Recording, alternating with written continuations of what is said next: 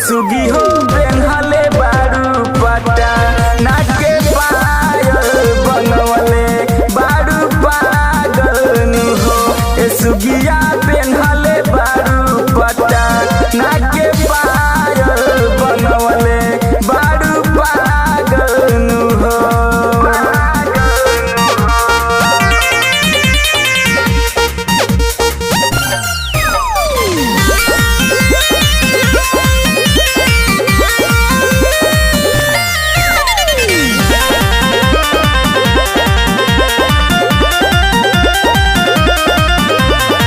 भौहा लागे धनुहिया के सिया लागे कारी बदरिया हो।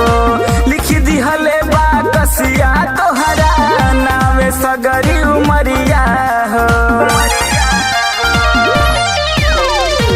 भौहा लागे धनुहिया के सिया लागे कारी बदरिया हो। लिख दिहले बा कसिया तोहरा नावे सगरी उमरिया हो। राम शिष से तोड़ी ना पीरितिया सोका वासेरितिया सोका वासेरितिया नु हो। ये सुगी हो पेन्हले बारू पट्टा नाके पायल बनवले बारू पागल नु हो। ये सुगिया पेन्हले बारू पट्टा नाके पायल बनवले बारू पागल नु हो।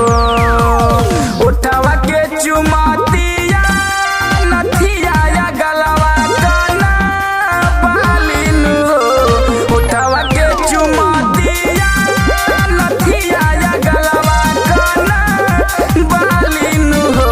ये सुगी हो पेन्हले बारू पट्टा नाके पायल बनवले बारू पागल नु हो। ये सुगिया पेन्हले बारू